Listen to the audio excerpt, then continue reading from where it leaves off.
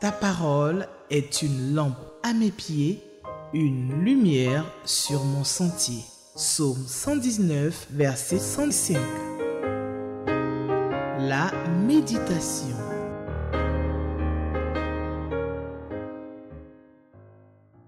Vendredi 17 janvier 2025.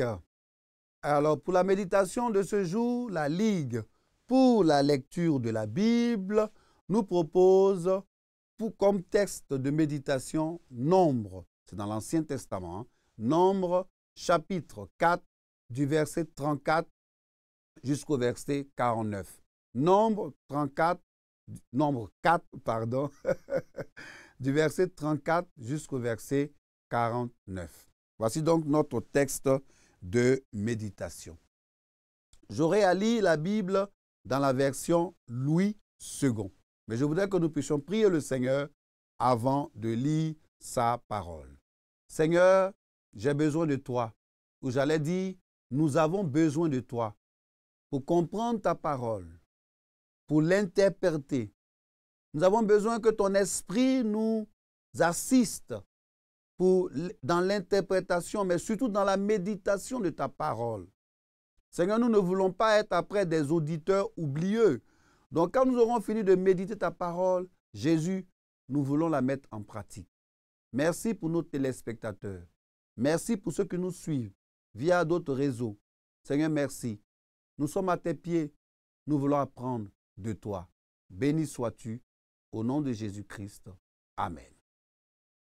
J'espère donc que vous avez votre Bible, que vous avez votre lecteur de la Bible. Donc, édition 2025, nous allons lire à l'aide du lecteur adulte. Alors, Nombre, chapitre 4, du verset 34 jusqu'au verset 49. Moïse, Aaron et les princes de l'assemblée firent le dénombrement des fils de Kéhatite, selon leur famille et selon les maisons de leurs pères. De tous ceux qui, depuis l'âge de 30 ans et au-dessus jusqu'à l'âge de 50 ans, étaient propres à exercer quelques fonctions dans la tente d'assignation. Ceux dont il fit le dénombrement selon leur famille fut 2750. Tels sont ceux des familles des Kéhatites dont on fit le dénombrement. Tous ceux qui exerçaient des fonctions dans la tente d'assignation. Moïse et Aaron en firent le dénombrement sur l'ordre de l'Éternel par Moïse. Les fils de Gershon, dont on fit le dénombrement selon leurs familles et selon les maisons de leurs pères, depuis l'âge de 30 ans et au-dessus jusqu'à l'âge de 50 ans, tous ceux qui étaient propres à exercer quelques fonctions dans la tente d'assignation. Ceux dont on fit le dénombrement selon leur famille, selon les maisons de leurs pères, fut 2630. Tels sont ceux des familles des fils de Gershon, dont on fit le dénombrement, tous ceux qui exerçaient des fonctions dans la tente d'assignation. Moïse et Aaron en firent le dénombrement selon l'ordre de l'Éternel.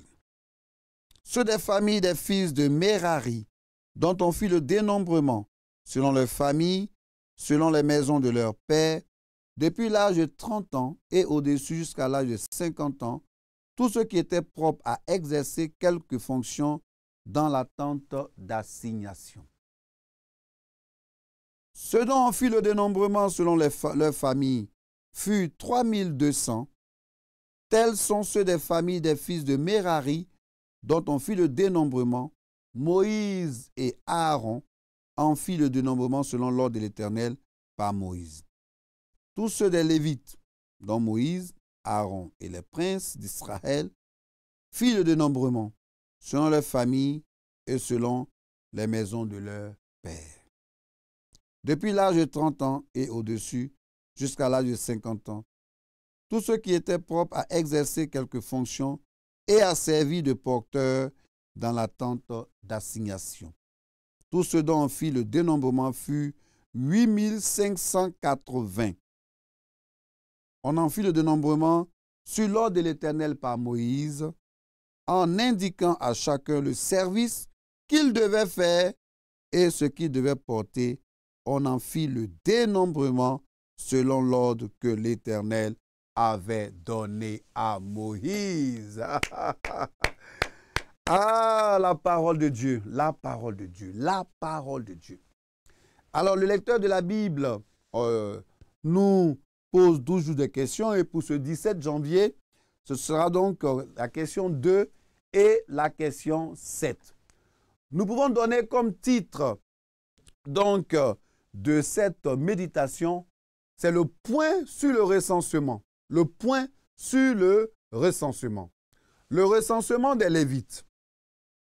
Alors, le premier recensement dénombra 22 000 Lévites au-dessus d'un mois. Cela, on peut le voir dans le chapitre 3 et le verset 39 de Nombre.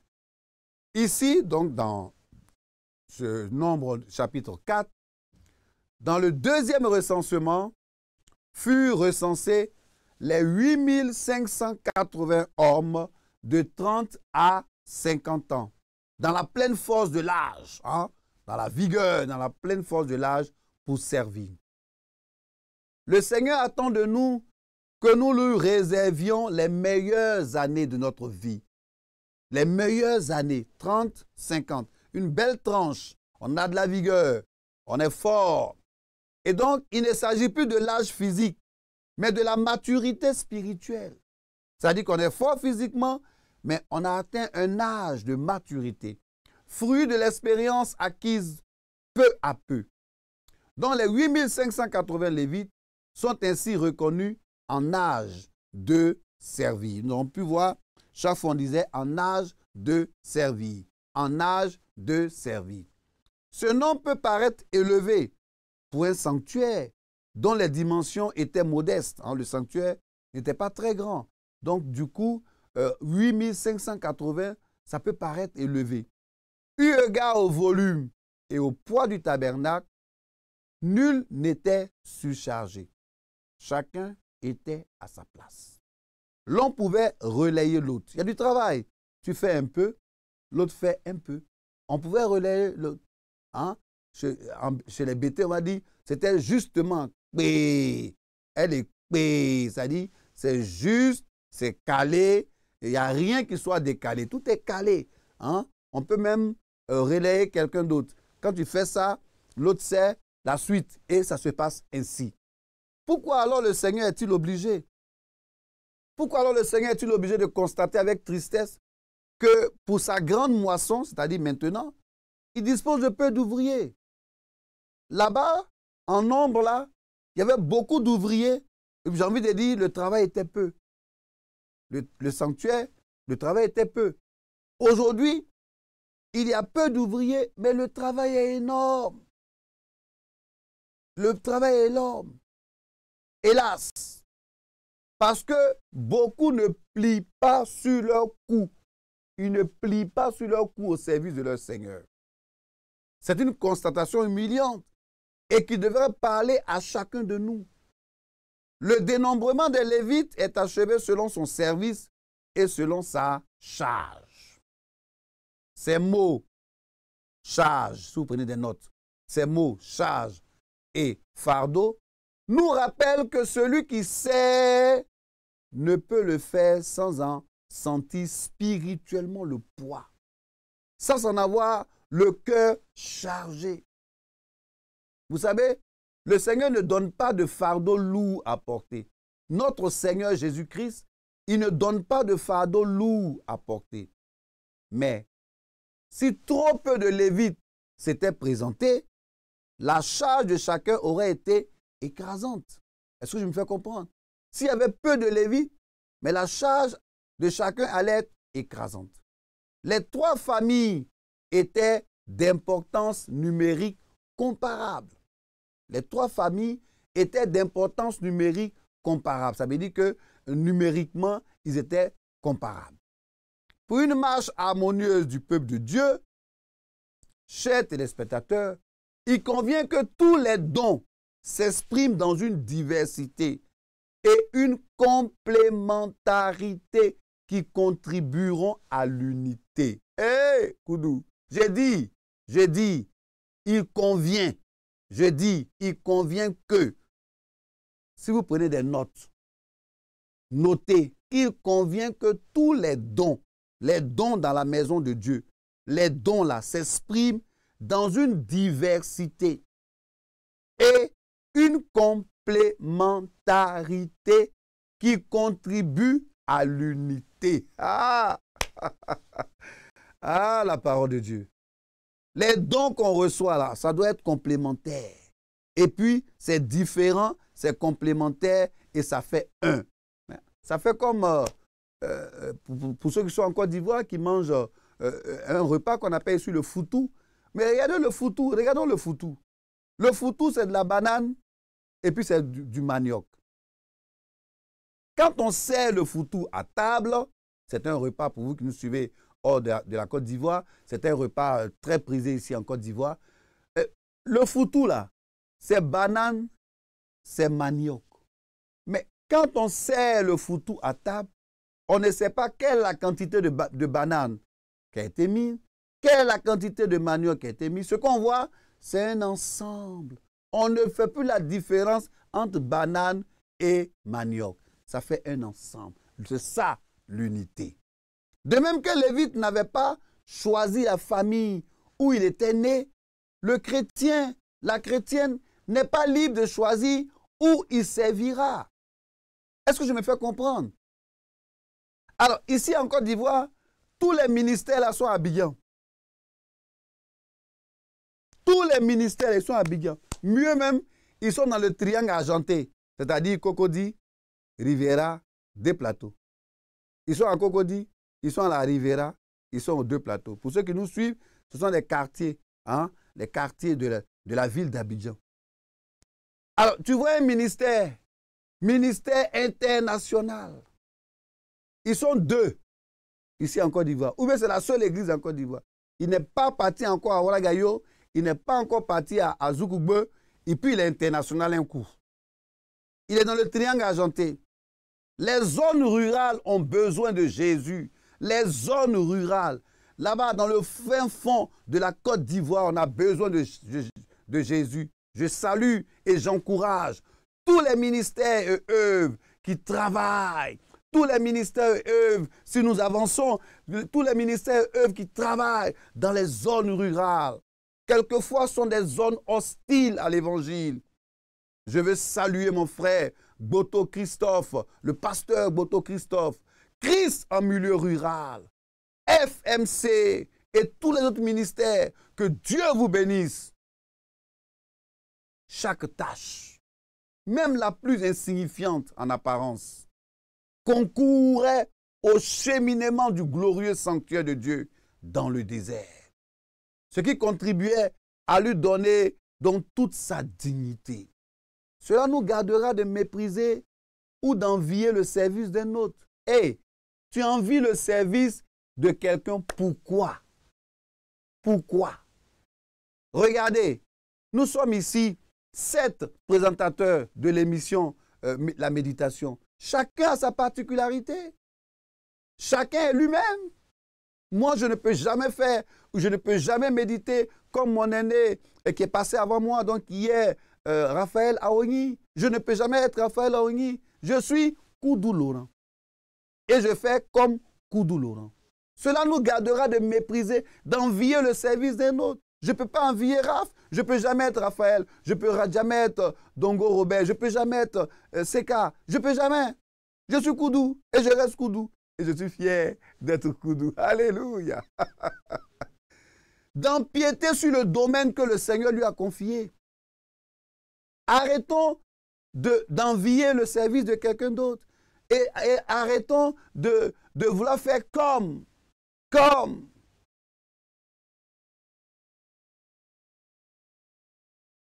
Cela nous gardera de mépriser ou d'envier le service d'un autre.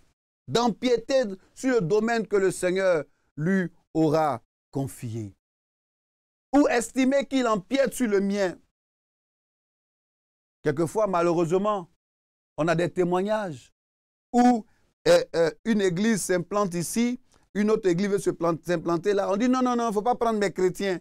Non, ça c'est mon ensemble de définitions. Non, ça c'est mon territoire. Aïe, aïe, aïe. Toi, tu as territoire. Toi, ton sang a coulé pour Jésus. Toi, ton sang a coulé pour Jésus. Tu parles de territoire. Pourquoi? Pourquoi tu parles de territoire? Non, il ne faut pas t'installer ici. Parce que ça, c'est mon périmètre. Ça, c'est mon territoire. Ils travaillaient là. Chacun, ils étaient complémentaires les uns des autres. Nous avons un seul objectif, c'est de gagner des âmes à Christ. De gagner des âmes à Jésus. Donc, je suis installé ici. Non, pourquoi tu es venu installer mon église ici? Non, il y a une autre église qui est installée là. Je dis, chers frères, arrêtons, s'il vous plaît, ces enfantillages. Je n'ai pas envie de dire spirituel, parce que ce n'est pas spirituel. Ces enfantillages qui ne regardent que vos intérêts, nos intérêts mesquins, nos intérêts personnels. Nos intérêts personnels. Dieu a besoin que son évangile soit propagé. Dieu a besoin que son évangile aille de l'avant. Mon frère a un talent. Ah, je copie mon frère.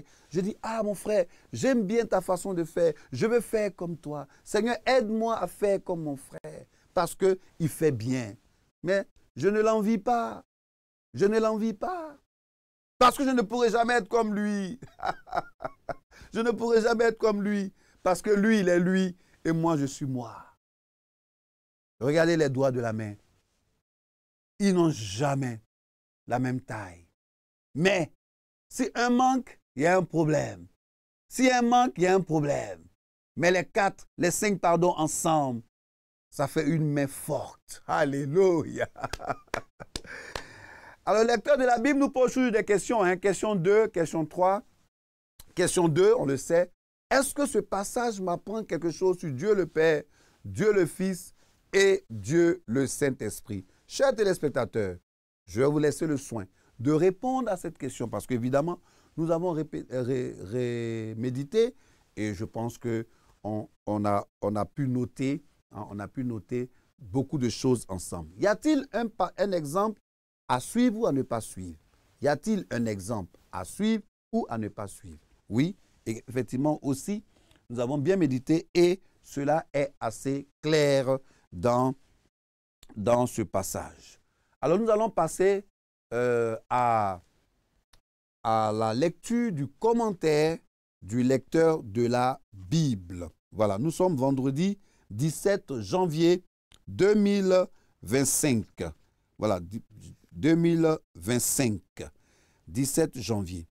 Et donc, nombre 4, c'est encore, c'est donc nos frères Olympe Raphaël Bikuta du Congo. Voilà, que je salue. Je salue Raphaël Bikuta du Congo. C'est lui qui est le rédacteur de ce commentaire du lecteur de la Bible. Voilà, de temps en temps, je vais donner comme ça les noms des rédacteurs pour que vous puissiez prier pour eux aussi, pour que Dieu puisse les inspirer davantage dans ce travail noble. C'est un travail noble. Je vous salue. Je salue tous ceux qui nous suivent du Congo-Brazzaville. Sachez que c'est un des vôtres qui est rédacteur de cette partie de méditation.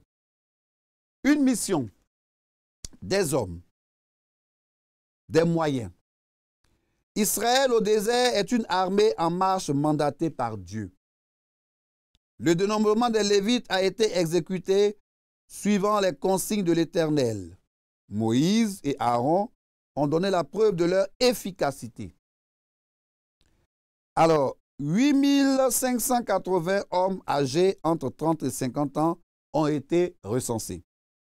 Le service du tabernacle dispose d'une main-d'œuvre abondante, mobilisable selon les besoins et les circonstances. Dieu cherche des hommes pour la mission. Je l'avais dit. Notre disponibilité physique a aussi besoin d'un suivi spirituel. L'œuvre de Dieu se fait avec des gens capables, dûment formés, tenant en compte dans nos recrutements. Et recrutement là. Il ne faut pas prendre ton frère, parce qu'il s'appelle Koudou. Non, non, non, il ne faut pas prendre ton frère. Il faut recruter des personnes qualifiées, formées. L'Éternel est l'unique chef de son peuple d'Israël. Il forme des projets et il indique des règles et les hommes par lesquels il se réalise. Notre part est de servir dans l'écoute et l'obéissance. L'humilité et la fidélité sont les secrets de l'excellence. L'humilité, fidélité, secret de l'excellence. Examine-toi et ajuste ta vie. Il est une chose de commencer un ouvrage. L'Éternel considère la fin. Moïse et son équipe ont atteint le but. Savons-nous être de simples instruments dans la sainte main de Dieu? Alors, nous connaîtrons le succès. Alléluia. Ah, j'aime bien cette dernière partie-là. Nous devons être donc, savons-nous être de simples instruments dans la sainte main de Dieu. Alléluia. Soyons de simples instruments dans la sainte main de Dieu. Alors, si vous nous prenez en marche, vous êtes donc sur le canal 200 ici de Espérance TV, qui est donc pour le salut du monde. Et vous suivez donc la méditation. Et nous avons médité Nombre chapitre 4 du verset donc 34 jusqu'au verset 49. Nous te bénissons, Seigneur. Nous te louons parce que tu nous as encore et encore enseigné. Seigneur, nous voulons être à ton service. Nous voulons mettre ta parole en pratique. Seigneur, accompagne-nous. Que le Saint-Esprit soit encore et encore avec nous. Béni sois-tu au nom de Jésus-Christ. Amen. Voilà donc, en guise de conclusion, donc, que le Seigneur nous soutienne, qu'il nous bénisse, que le Seigneur soutienne tous ceux qui soutiennent aussi les ministères qui travaillent dans les régions et les zones non atteintes par l'Évangile. J'y tiens. Hein. Voilà, je veux saluer mon frère et ma sœur, Georges et Naomi Kakou. Voilà, c'est des grands missionnaires, ils soutiennent l'œuvre de la mission. C'est des personnes engagées dans la mission. Je veux prier aussi pour les missions en Guinée-Conakry, au Congo, Brazzaville, Congo. Il y a 2 Congos maintenant, non? Congo, en tout cas les 2 Congos. Soutenons dans la prière et même matériellement la mission au Congo avec notre frère, le chantre missionnaire Yao Kan Jean. Cher aîné, je te salue. Je te salue. Nous apprécions le travail que tu fais parmi les pygmées là-bas, là-bas au Congo. Dieu te bénisse et te soutienne. Il est avec toi. Dieu est fidèle. Il prend soin de toi. Vous savez, vous avez la vision. Le Seigneur vous donne la provision. Alléluia. Vous avez la vision pour évangéliser. Vous voulez aller gagner des âmes. Jésus va vous donner la provision parce que c'est son œuvre. Parce que c'est son œuvre. Gardons le cap. Chers frères, gardons le cap. Gardons le cap. Tel est le thème du lecteur de la Bible 2025. Gardons le cap. Shalom. Ta parole est une lampe à mes pieds, une lumière sur mon sentier.